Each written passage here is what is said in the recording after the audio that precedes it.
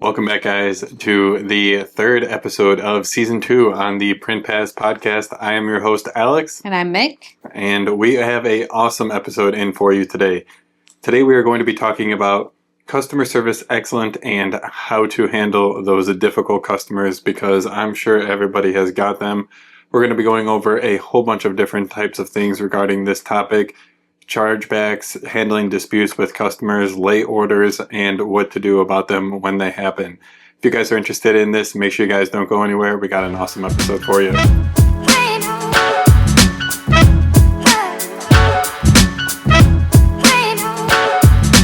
Alright, so do you want to start us off? Yeah, so I guess we'll just start by kind of talking a little bit about the customer challenges we face, like maybe some of the customer complaints that they have.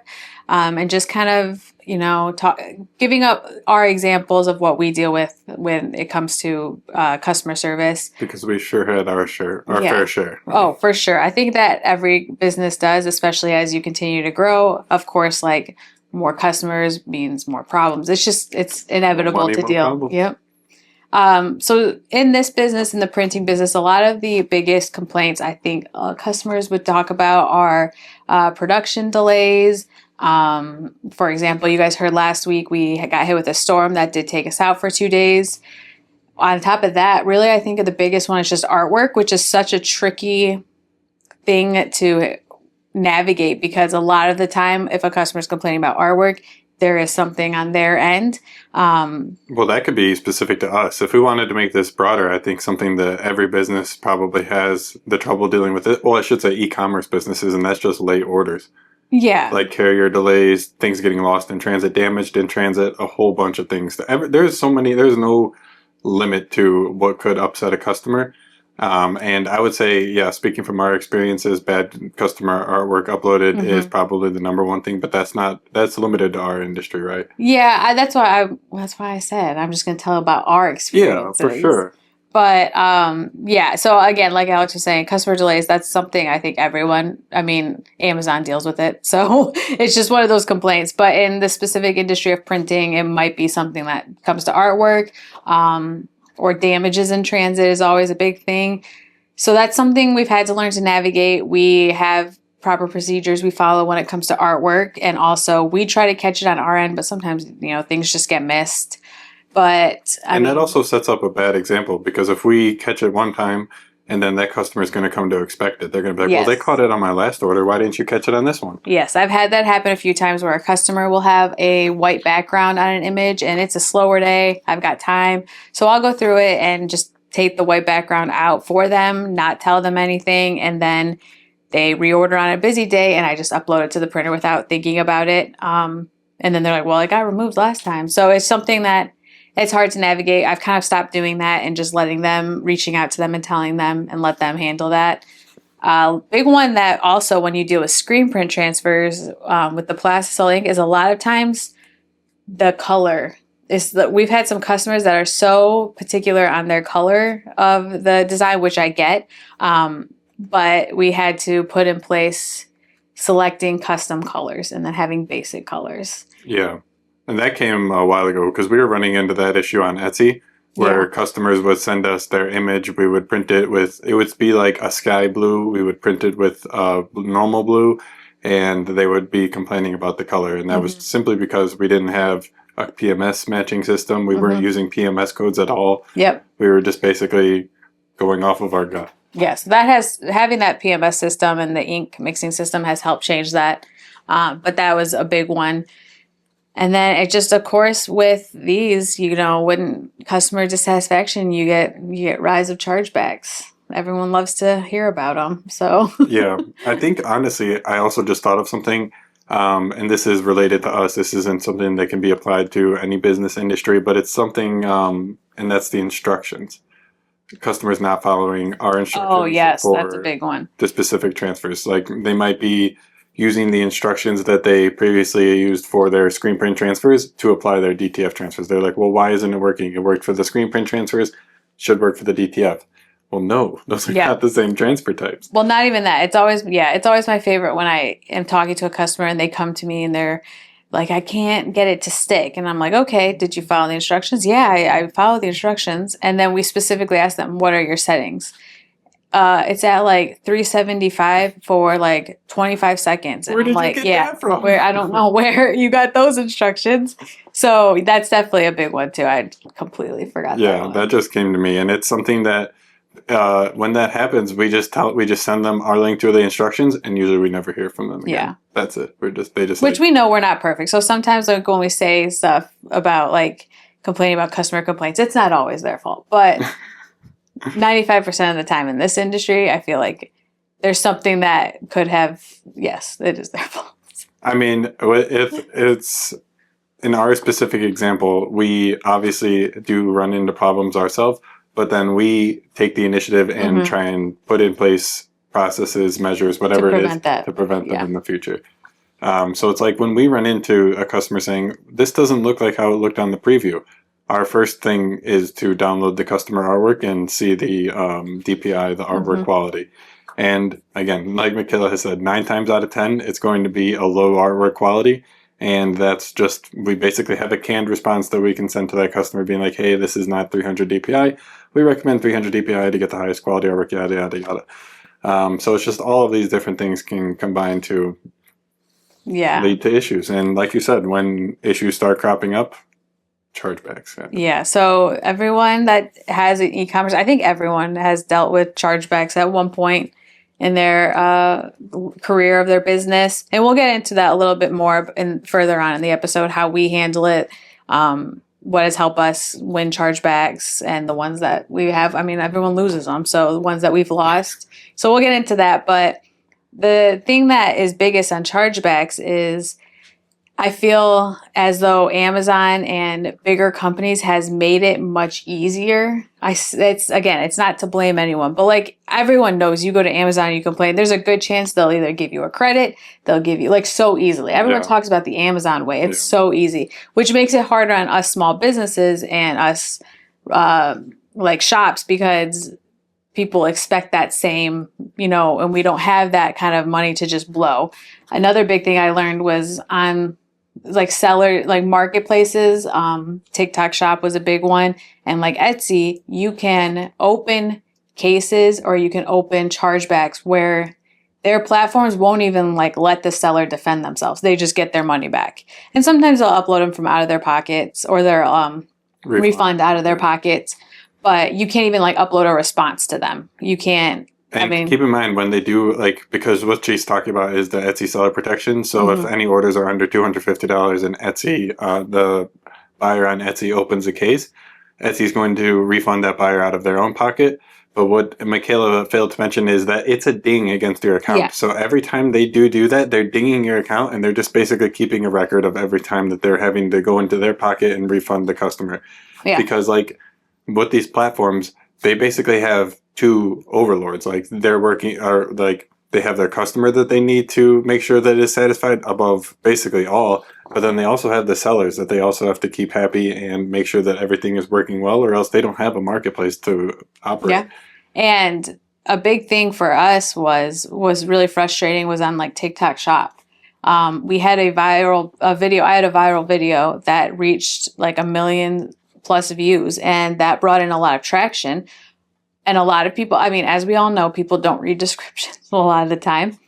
So people ordering, thinking that they were purchasing a sweatshirt or whatever of the design that was on there when they were ordering a transfer. One, it was linked as like $3. So I don't know where they thought they were buying a sweatshirt for $3, but that opened so many people wanting returns. And with TikTok Shop, it was, you didn't have the option not to return it. You couldn't write, like, I don't accept this return. It was, you have to refund this person in the next 3 days, or we'll do it for you.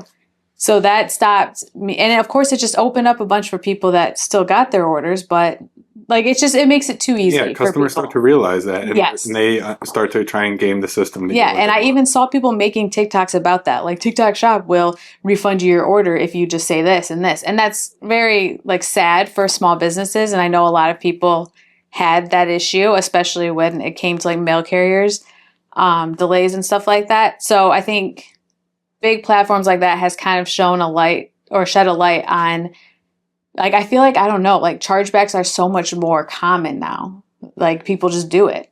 And sometimes like on Etsy, Alex was saying, they just do like a help request. And if they send a help request like, hey, I just wanted to check on the delivery of my order, or it says it was delivered and it wasn't, and they can still open a case for that after that. And Etsy kind of pushes them, like, still needing help, like, contact Etsy. And then at that point, so it just makes it very easy for customers to get their money back, which makes it harder on us. Because then when you don't give your customers money back in our business, they are like, well, why? Like, this person does it and it's so easy to do it here and blah, blah, blah. So, yeah. And it's just, it's really, when we first started on Etsy in 2020, it was a lot different than it currently is. Now it's basically like all of the others. But when we first started, Etsy actually did have like a soul. And they had moderators and mediators that you would have 3 days to answer. Yeah. And then, I didn't mean to interrupt you, I'm sorry. You would have 3 days to answer, and then an actual person, a team, would get in there, read it, and then decide. And now it's just automated. Yeah, it used to be pretty good because that was the main reason we chose Etsy when we first started. Amazon was very anti-seller. It was like they only catered to the buyers, screw the sellers for what Amazon is basically worth. So Amazon was out of the picture. eBay was the same thing. eBay always sided with the buyers no matter what. Even if the seller was like dead to rights, completely right, didn't matter. eBay always sided with the buyer. That was out for that reason. And at the time, the fair was like just coming around, and there was not many other marketplaces to really sell on. So that's what left Etsy. Unfortunately, since then, it seems like they have lost their soul, and they are just like everybody else. They're now completely buyer-centric. They don't care about their sellers at all, and they let the buyers walk all over them and do whatever they want. I think that's I think that's going to be a big regret for them, because it does seem like a lot of their sellers are now leaving the platform, and they're going to get more drop shippers, which might be what they want, but I don't know I think that's exactly what they don't want. Like, I think I remember reading something about the CEO was saying that they're trying to get rid of more of the drop shippers and make Etsy more what it used to be in handmade or something. I don't know. Yeah, I'm in Etsy groups on Facebook from when we were selling on Etsy, and it seems like every day there's shops that are like, I'm done, I'm closing out mine, it's time to start working here. So sometimes you need to, you can play for both teams. You can play for the customers and the sellers. Yeah. And I think it's just difficult because marketplaces are competing with each other. So they have to do what they can to get the buyers to the platform. But all that to say that it is very frustrating to have to deal with disputes and complaints. But I think one of the biggest lessons, and again, we'll go into the practices that we take, but one of the biggest lessons I think learning throughout this whole business, running a business, is we kind of control the mood of the interactions. So, for example, I had a customer come to me the other day, and they were messaging me, and they were really mad because their package was delayed. They were sending like paragraphs. They were like, reprint this right now, like all this stuff. And then I was responding to them, but then they just kept going. So they ended up contacting them by phone. And one of those. Yeah. And still, when I picked up the phone, it was very tense. And this was all because UPS failed to deliver their package on time. So it was all very tense. And my biggest thing was, no matter how frustrated I was that I was getting yelled at, was to keep my cool, basically. Yep. Keep calm through the whole thing. Listen to them. A lot of the time, they just want to be heard, understand your frustration. So I listened to them, and I was like, yeah, I totally get it. That's so frustrating. And I was like, yeah, let me look into this. Like, oh, I'm so sorry about this. Like, we'll do what we can. And it ended up getting resolved, and they were very nice, and they were like, I'm sorry about my freak out. So you have a chance to control the way this goes. If you come at them aggressively and you come at them like, well, that's not my fault that UPS lost your package, like, I don't control that, they're going to get more defensive. So the biggest thing I would say, and trust me, at the start of my business, I was not this person. Alex would tell me to like, okay, let's take an hour to cool down, because I would sit there and like type up something, and then I'd be like, does this sound good? And he's like, no, that does not sound good to say. He said, so let's like sit on it and let's think about it, and then we'll come back. So that's just something I personally have learned. I don't know where you learned it because, I mean, sometimes you get tense, but you've never really been the one that responds on emotions. So keeping emotions in check, I think, is a very big thing. Yeah, and it's just it's all how you control it. And believe me, guys, I know that like when a customer is coming to you angry, you just want to be like, bro, what do you want me to do? Like, I'm not UPS. I didn't deliver it. Like, I don't like I Yeah. get it. That's what you want to say. But a little trick for you, if you are anything like me or Michaela, we have discovered this nice trick thanks to the help of ChatGPT where we can basically just do what we used to do. So we would rage type our reply, and obviously that's not good enough to send. So we would just give that to ChatGPT and say, make this professional, rewrite this, whatever, and boom. Yeah, literally, we had a customer that we were having an issue with a couple weeks ago, and I told Alex, all I want to write is, "Are you stupid?" And so I put it in chat, and I said, "Can you politely write this in a nice manner?" And it was like, "Do you need help understanding this?" And I was like, "Okay, we're getting somewhere." Like, I'm telling you guys, that's the move because it helps you. Like you get your frustration, your anger out, and all of that thing, but you still get the job done at the end of the day. And a lot of the times you do want to be firm with them, so you can still have that firm tone, but it's not in the "Are you stupid?" Yeah, there's actually been times where like Chet has rewritten it too nice, and I'm just like, that sounds a little too nice. like let's keep the firm tone, but like let's make it a little bit more professional. How about? Yeah. So, did you want to start with some of the real life experiences? Because obviously, like we said at the beginning, we got a few, more than a few. Yeah. Yeah, I mean, it's just, I mean, I don't know. There's been quite a few. I think one that sticks out to me the biggest was this person that, okay, so I sold transfers and like pre-made transfers. They ordered a bunch of Christmas transfers and then opened a chargeback in March. And I was like, why are they opening a chargeback in March? And the funny thing was they lived in Houston. They opened a chargeback in March and said that they never received them. And that's like one of the hardest ones too. I mean, you can have like, again, we'll go into what we have. But that's just, it's basically your word against theirs because there has been times that you get marked delivered and it's not, whatever.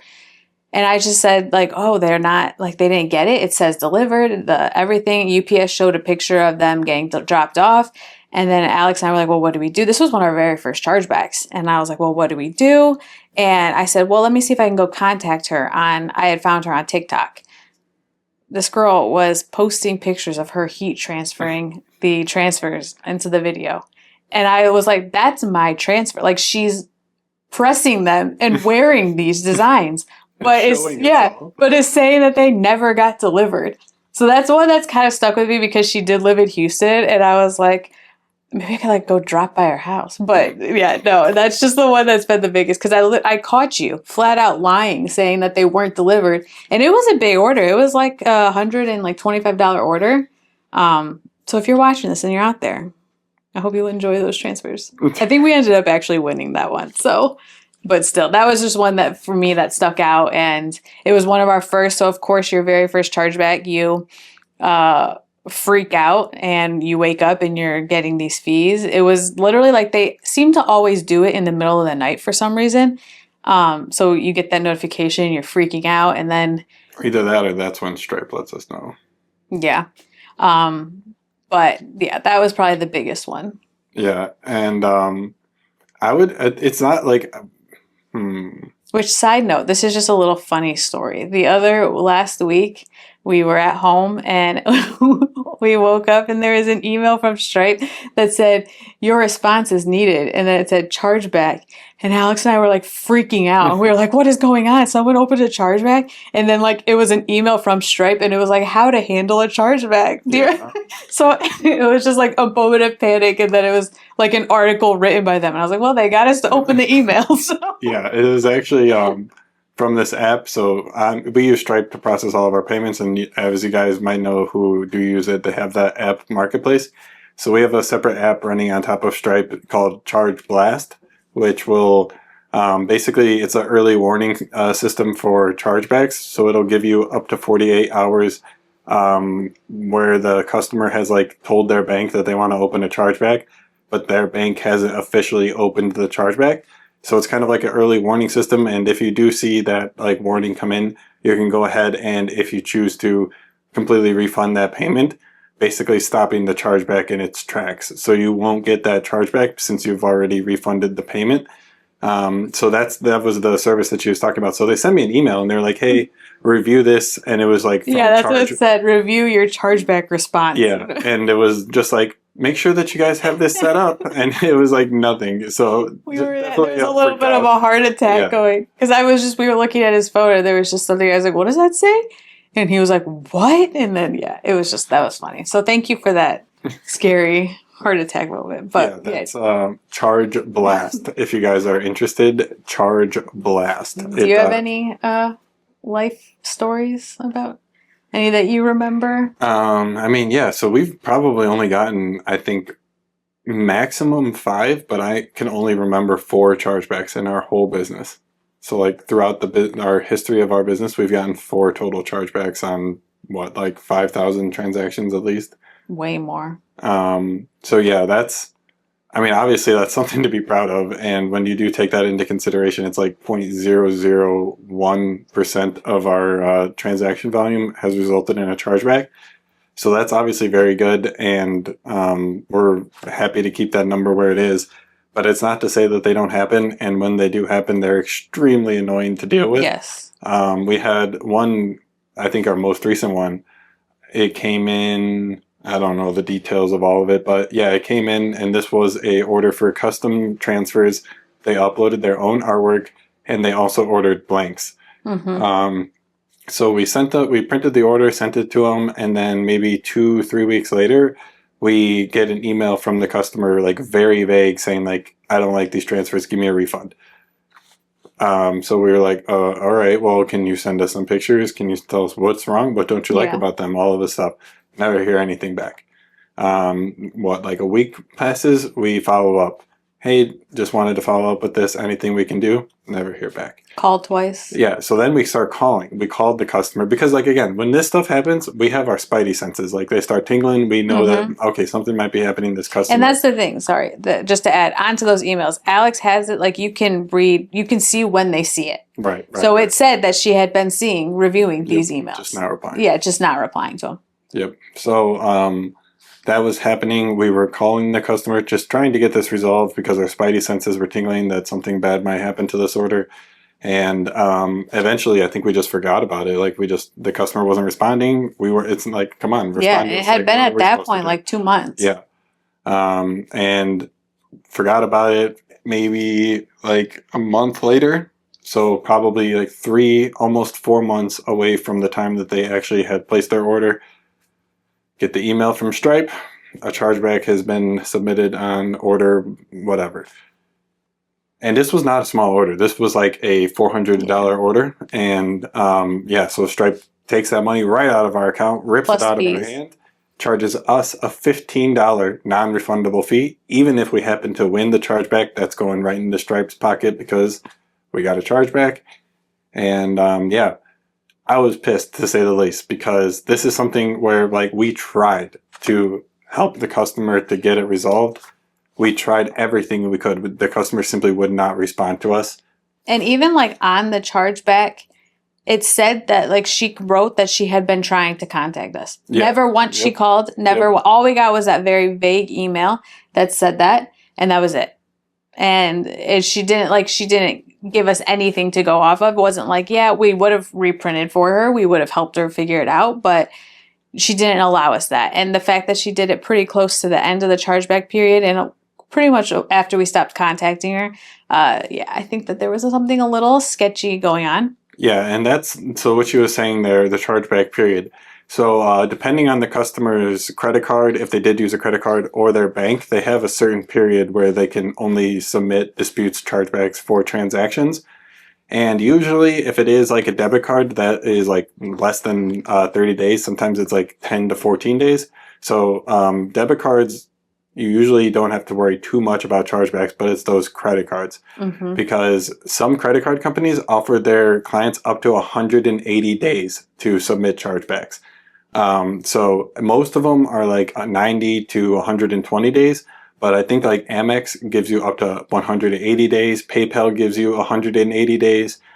So you have to really kind of just keep a mental note of all of these timelines that can be happening with disputes and with the resolution process, all of these things. So yeah, the customer on this specific case definitely waited until I think probably one of the last days that they could have to actually open the chargeback. And what really got me about this is the reason that they told their bank for the chargeback. So again, those of you guys who don't know, but those of you who do, who have dealt with chargebacks before, you know that there's basically like 5 general categories that the customer can tell their bank for why they want to open this chargeback. It's like fraud, product unacceptable, Delivery never arrived, yeah. and like a couple others. So there are some that are more likely to win, and there are others that are not. Fraud is kind of a toss-up. It can go either way. If you're having like a friendly fraud case where where you have been doing business with this customer before, but for whatever reason they opened a chargeback, maybe they didn't recognize the charge on their card and they just disputed it. Side note, because we did have that happen with one of our very loyal customers.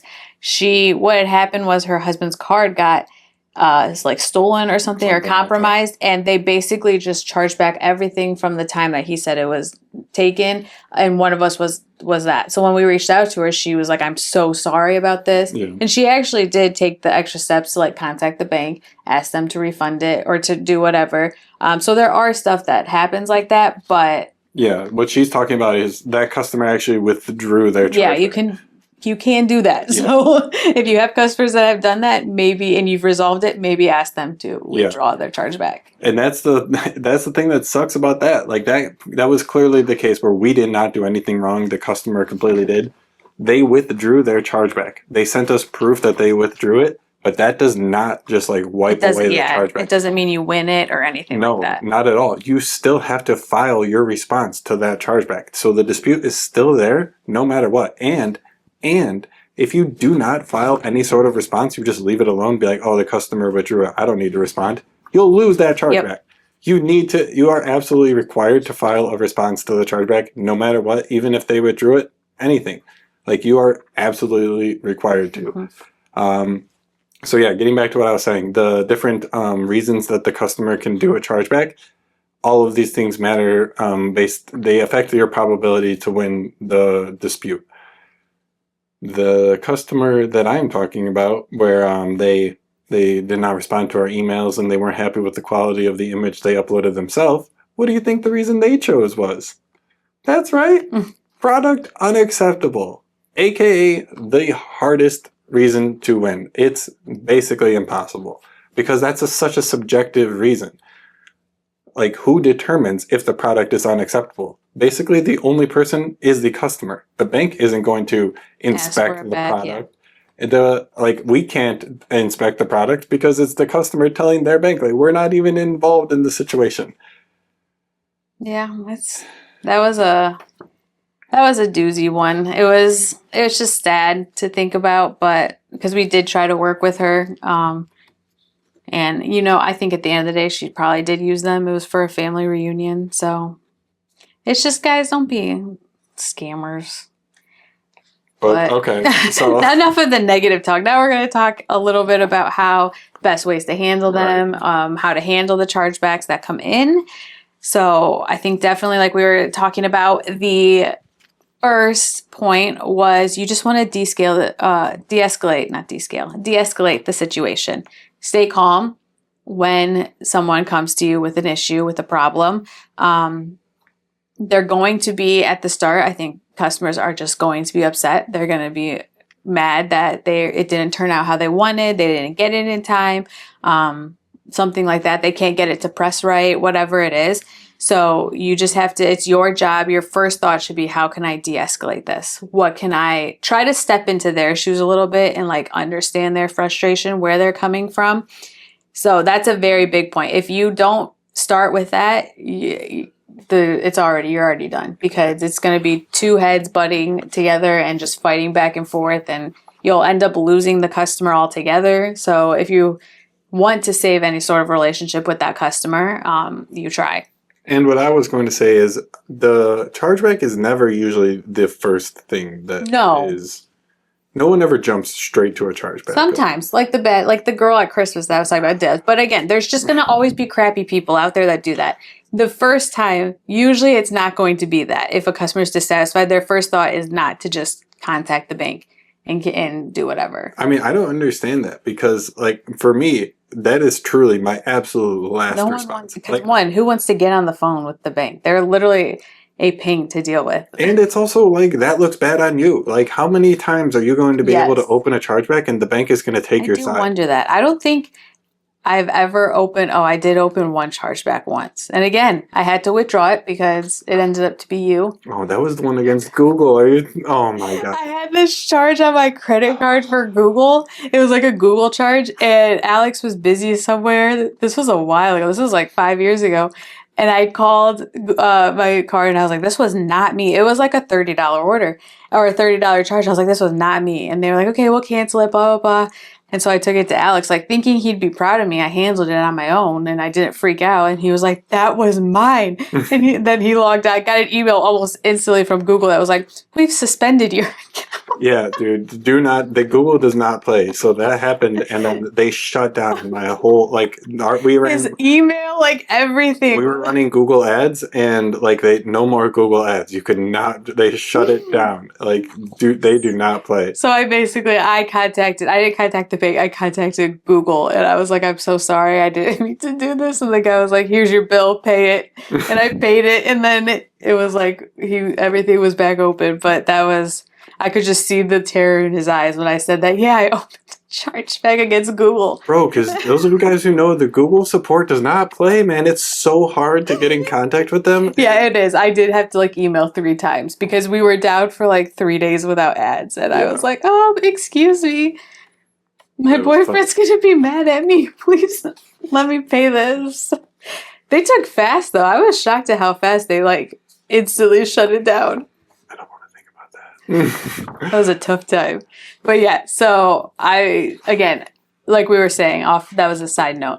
The last thing they ever probably want to do is actually contact the bank, unless they're just generally scamming and trying to get their money back, which there are people like that. So initially they will reach out because the bank will ask them, have you tried to contact them? It's like the law. You can't just like open a chargeback. You need to try and work things out with the merchant before you can do that. It's like the law. Yeah. Which even like I'm thinking back on that call because I think it was with my Chase card. It was either Chase or my Capital One card. And I called and they were like, you're opening a chargeback against Google? And I was like, yeah. They're like, did you try contacting them? And I was like, no, like, I don't, yeah, I was like, I said no, I don't think I did. And he goes, there's no one that you know that could be this charge. Like, he was truly shocked that it would be Google trying to scam me or someone was purchasing something at Google. So I was like, I'll try contacting them, but. Yeah. So, all of this to say, these things are going to happen. They are a part of running and operating a business online. It comes with the territory, but it's all about like how you actually handle those disputes, how you respond to them, and how you can put in place things that ensure you don't have any in the first place. Yeah. I think this is not in the notes, but it's just something that I think is really helpful to us when we were like, okay, there's got to be something we can do to prevent these, because like we had like 2 and that was too many. So we tried to do like everything we could. So right before the customer actually hits the complete order button, we put some text right above it, like literally right above it in big red text that says, your order will appear as X on your bank statement. So like they're going to know exactly what it says. So that if the friendly fraud does ever come up again, where they're like, do you recognize all of these charges? And they could be like, oh no, I don't recognize that one, but I definitely recognize AMS. Those guys print my transfers, that kind of a thing. So we did that. That I think did help. I don't know for sure because I don't have anything to the contrary. We just did that. But yeah, there's just little things like that you can do to try and prevent them from coming in. But let's start talking about what we can actually do to respond to them and the best practices that we found. Yeah. So like the first one we were talking about was just staying calm. A big one for us is listening. Again, sometimes they just want to hear themselves complain. Just to vent. Yeah, just to vent. I think, yeah, Alex literally took a phone call a little bit ago, and it was just someone that was just talking, and he just sat there, and I looked at him, and he was like, yeah, like they're just talking. And then at the end of it, it was like, okay, so here's what we can do. And then okay, that works. And yeah, so sometimes it's just they need to get their emotions out almost about the whole thing. So active listening is a very, very big thing. Don't just assume, even if you know they're wrong, hold your tongue. Like Alex was just kind of touching on a little bit, setting very clear policies. And this was something that I think every business owner, especially if you're starting out, is kind of hard because you don't know exactly how things are going to go. Policies can change, but just making sure that the policies also help you at the end of the day. It helps you say no to things. It helps you just run a business that, these are problems that are going to happen. So these policies will help, and we'll get a little bit into that about what our policies are. But before you handle or anyone chargeback, of course, you just want to offer solutions. You don't want to jump. Our offering of solutions is different every time. Sometimes if people are like, oh, well, I needed these by Friday and it's Thursday night and there's an issue and they're delayed, it's like, okay, well, here's a credit.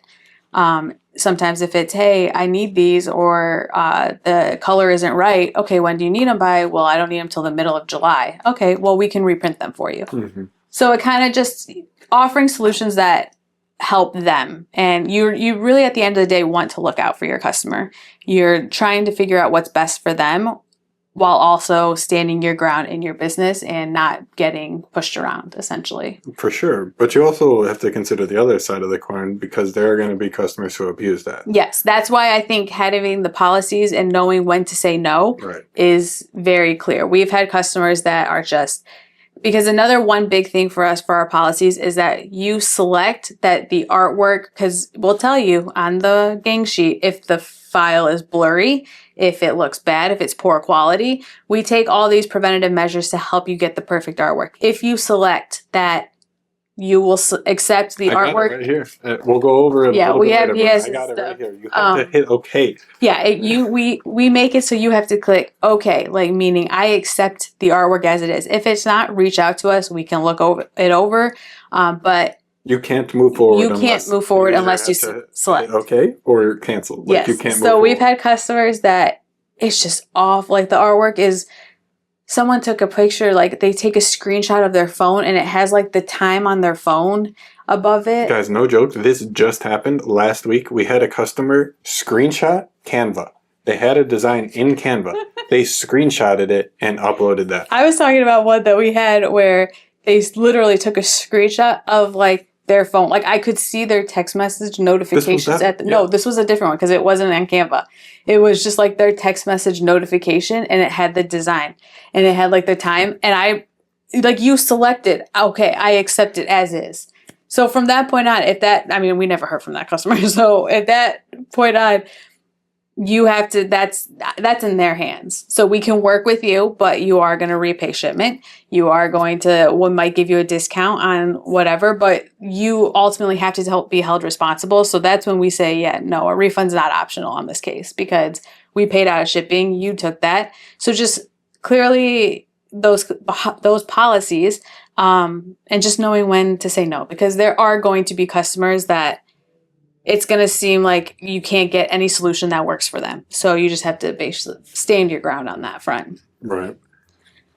So that's just some of the basic ones. And now we'll go a little bit in depth, kind of about what, again, like Alex said, he's got a little pile here. So back to chargebacks. One of the things that helped us is Alex researched after our first one, what banks look for, what they need, what information would basically help you when you're not at fault. And he took time to write out basically an outline of a chargeback that we use now. So what do you want to talk a little bit about, like what is in this outline of how you? Absolutely. Yeah. So I created this outline, and we just go through and fill in all of the information to make it specific to whatever the order is, whatever the issue. And yeah, I think it works really well. This has gotten us 3 out of 4 wins. Yep. We've won 3 out of 4. I'm not going to go into it. That fourth one, man, really upset me, but whatever. So yeah, basically, like you started off with an introduction, kind of telling a little bit about you. So we just said AMS Manufacturing and Printing is committed to providing high quality transfers, yada yada yada. We take all of the customer concerns seriously, and then you just tell a little bit about the case. So we said this customer initiated a chargeback on X, citing dissatisfaction with the image quality, and then so you're just basically like stating the facts. And then I went on to say this customer ordered our DTF transfers by uploading their own images directly to the website and going so on and so on, and just basically clearly stating out each of the facts and why this customer should not be awarded the money for the charge. Should not win, I guess is the right term. So that's kind of the introduction, just basically saying everything that is going to be in this chargeback. And then we also go into a summary of the order details. So we talk about the order number, the order date, the production date, shipping date, delivery date, tracking number, all of this stuff, and include all of the actual information for that, as well as going on to the UPS tracking and getting a proof of delivery. So on UPS tracking, you can request proof of delivery, and that is basically UPS's like hand on the Bible. We delivered this package. Now, sometimes they are including pictures. This is like it kind of depends on the driver if they're going to do that or not, but they do have pictures. This specific one did have a picture. That was awesome. So yeah, I got that proof of delivery, attached it to the kind of document and said, just make it stupid proof. So on the image, I have a little caption underneath showing proof of delivery, tracking, screenshot showing delivery status. Because like, think about it from the bank's perspective. Yeah. The guy reviewing your case, this is his job. Like, how many of these is he going to go through a day? Yeah. Like 50, 100, whatever it is. So if you can do everything that you can to make it as easy as possible for him so he can just basically skim through it and see everything that he needs to do, I think that's going to help your case. Yeah. And I don't know this to be true. Like, this is just what we researched. Yeah. What I'm assuming and what we've come across in our research. So we have that, and then that's just like kind of the general details. And then we also now go into the customer designed acknowledgement. So we say prior to placing their order, the customer was presenting with a warning regarding their uploaded image quality. And then we say the customer was required to choose an action, either cancel to make adjustments or okay to accept the design. And then I include a little bit of a screenshot. Not sure if you guys are going to be able to see that or not, but for those of you on the video. So yeah, I include a screenshot of the actual alert message that customer had. And I just include the caption underneath that one, confirmation evidence from the customer. And on the next page, I have gone and attached the invoice for the customer.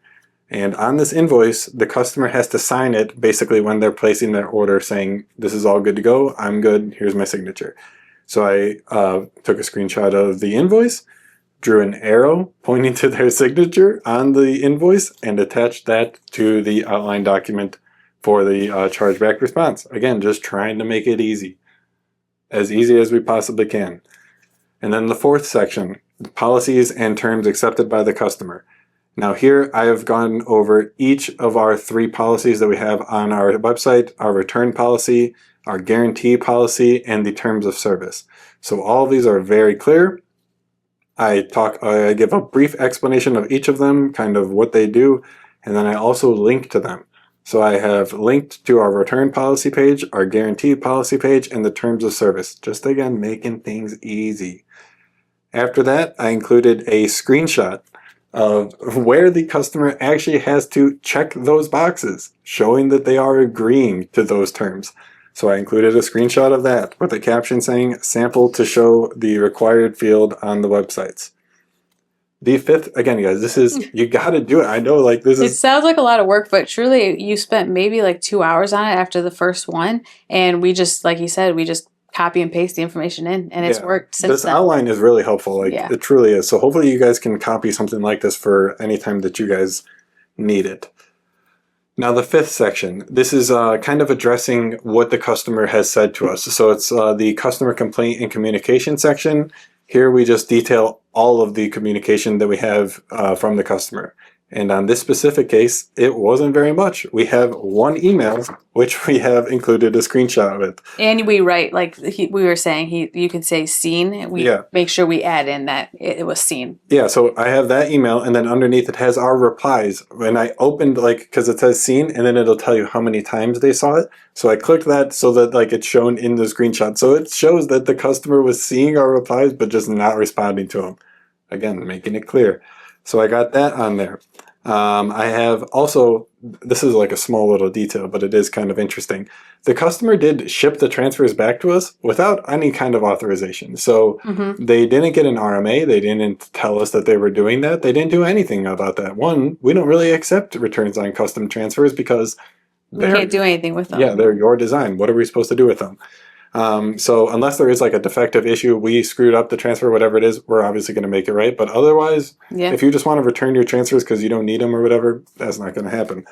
So the customer... That's where one of those clear no's come in. Right. So yeah, customer did an unauthorized return, which is a violation of our return policy, all of these things. So we just documented all of that. And then section 6, the supporting evidence. To further substantiate our position, we have attached the following. And then here we're just basically repeating ourselves. So again, just making things as clear cut as possible. I again include a screenshot with the quality warning that the customer had to accept in order to move forward with their order. I include a screenshot of the order production and delivery timeline with all of the timestamps for the production and shipping confirmation, all of that stuff. I also go ahead and include a screenshot on our return policy visibility because the banks want to know, sure, they might have accepted the policies, but do they actually know where they are? Yeah, is there easy? Are they accessible to know? Yeah. Like, are they hidden somewhere? Yeah. Or The big thing is they need to be clearly visible on your website. So I took a screenshot of that. We have all of our policies listed on the bottom of every single page. Included a screenshot of that, drew a nice arrow pointing to it. There's no room for interpretation there. Our policies are obviously clearly listed. And then last but not least, the final section, the conclusion, just basically talking about everything that we have already said in this, kind of summarizing it and making bulleted points on why we think we should win this chargeback. So I know it's a lot. It's an 8-page document, this one right here, and this has won us 3 out of 4 chargebacks for one of the hardest reasons that the customer can submit, product unacceptable. That is a very uphill battle. Stripe gives you your win likelihood percentage, and it's it's kind of vague. So it's 5 dots, and the win likelihood percentage that we had for that one was 1 dot. So we had a 1 out of 5 chance of winning that chargeback, but damn if we didn't. Yeah, kudos to you for that hard work you put in. Because I do feel like delivery is they didn't deliver it is such an easy one to win because you just get that proof of delivery from UPS, send it over, boom, you're good. So make sure you have that.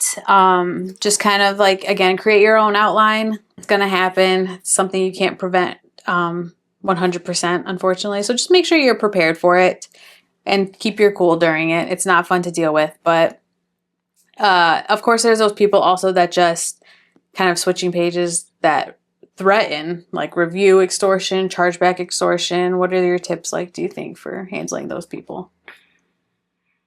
I don't know. Those people, the people who threaten chargebacks, they know the weight and the significance of it. They know that businesses will basically do anything and everything to avoid a chargeback, which you honestly should. That's what I'm talking about with that charge busting. We would rather just get rid of the order, give the customer the money back, rather than to have that.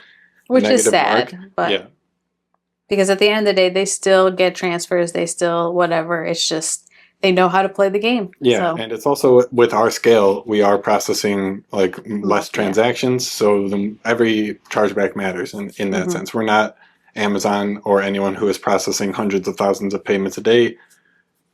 These things, they can matter and they can affect small businesses. Yeah, for sure. So now we've talked a lot about in the last. Hang on, there's actually something I would like to go into a little bit more about how it can affect them. It can really affect how much it can affect your relationship with your payment processor. So if you do have a dispute rate above a certain point, I think it's 0.5% of your transactions have a dispute rate, that can bring so many negative things to you. One, Stripe will start dinging you. They might not consider you for loans. They might not consider you for lower percentage fees. And then not only that, but also then you have to deal with the Visa and MasterCard. They're going to start getting on your ass. And if you are actually like you have very high percentages, probably over 0.5%, closer to 1 to 3%, they're going to put you on their like, what's the actual word? I don't know the exact term, but it's like a watch list. So basically, you have 3 months to get your stuff in order. And if you don't, you get put on another watch list, like a more serious one, and you get another 3 months where you have to get your shit together. And if you don't, you are basically done accepting MasterCard and Visa payments. So this can get serious really fast, and it's unfortunate that it is by percentages, because if you only have 100 transactions, and you but get you have one, then you have a 1% chargeback rate. That's above the 0.5%. So yeah, all of these things, they can suck, and they really can affect your business. And like for me personally, I do not play with these payment processors. Like they have us over a barrel. There's not, you got to play by their rules. You're in their playground, that kind of a thing. So my relationship with the payment processor, my relationship with Stripe is kind of like first and foremost. Like that is my number one priority. And things like this can just jeopardize that and put it into play.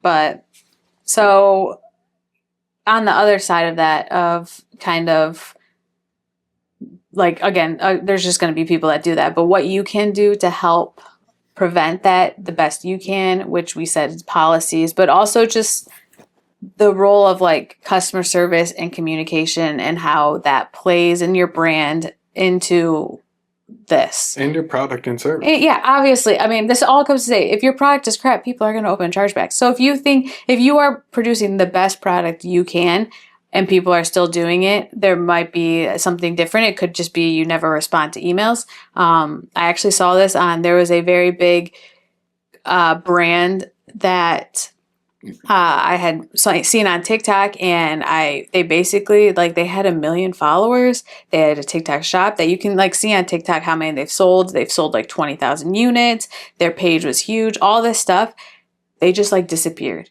And people now are in the comments like, I had to open with my bank, like all this stuff, and I can't get a hold of anyone. So if you don't have that great communication, people are going to open chargebacks. So I think setting clear and professional communication, again, if you're a small team like we are, it's sometimes hard to keep track of like everyone that comes in, but just make time throughout your day to make sure you're responding to emails. Don't let things... Sometimes for me, it's one thing that I've had to learn in the past couple months is avoiding the difficult conversations doesn't make them go away. So you get a customer email that's like, hey, these transfers, I don't like these. Like, these are terrible. Me sending it to the back burner is not going to take care of the problem. I have to address it because one, it's going to actually be worse because now I'm going to think about it for the next 2 days while I not respond. And then it's going to give me anxiety. So thinking then, and then being like, hey, like, how can I think of this with a clear head and all that? So you do want to make sure that communication and all of that is, I don't want to say perfect, but you want to be setting that yourself up for success, essentially. Like Alex said, having questions and answers on your pages, like shipping times, return, all that stuff. Questions. Yeah, that's what it's called. I was like, what is that? It's the FAQs, but I don't know.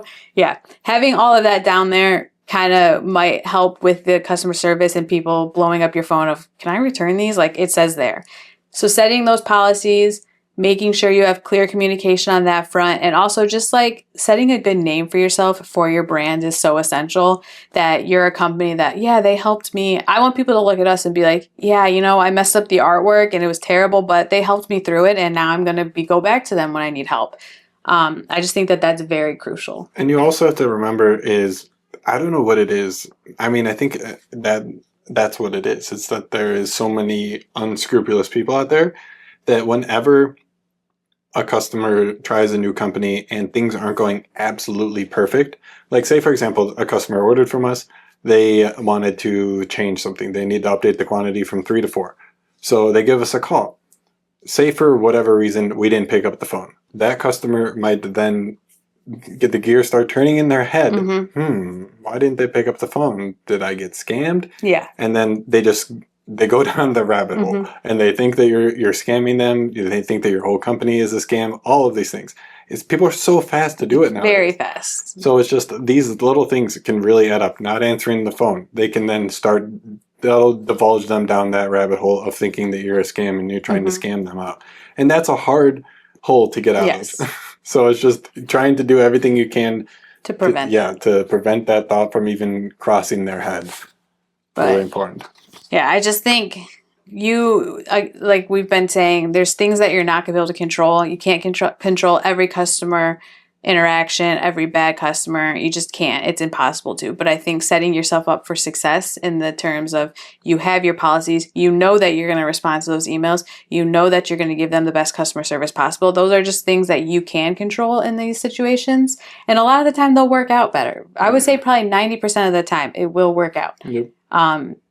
But there is going to be that 10% that you're just going to sit there. Like Alex has been holding on to that chargeback that he doesn't want to talk about for years. So you got to set yourself up for success. It's business. It is. It's unfortunately one of the dark sides of the business, but unfortunately indeed. Well, hopefully this episode helps someone learn from our troubles. I hope that something in this episode can help you with some of the dark sides associated with this business, online businesses, e-commerce, whatever it is. These things happen. It's just a part of doing business, and learning how to best deal with them when they do happen, that's going to set yourself up for success. That's going to get you a lot further if you didn't otherwise. And every interaction is going to teach you something new. So use it as a learning experience. This customer, you have one chargeback, your first chargeback, and you're like, oh, I should have done this instead. Okay, you do it with the next customer. Okay, and then the next customer, you learn something new. You're going to constantly be learning something, and you have to find that as the plus side of it all. Like, yes, it's a challenge, it's hard, but at the end of the day, you are learning to better your business, and you're going to be well prepared for the next time it happens. So, all right, well, all right, I hope you guys got something out of it. If you did, please leave a like on this video. If you are listening on podcasts, wherever you listen to it, Apple Podcasts, we would really appreciate if you left a review. We have like one review on Apple Podcasts, so if you are happen to be listening on there, please take the time to leave one. It would really mean a lot to me and Michaela. But yeah, if you are listening on YouTube, drop a like, hit a subscribe button, whatever you got to do. Yeah. All right, though, guys, we will see you next week. Hopefully you guys enjoyed the video, had a good drive into work whenever you guys are listening to this. But I will see you next Monday. Bye. Check this out.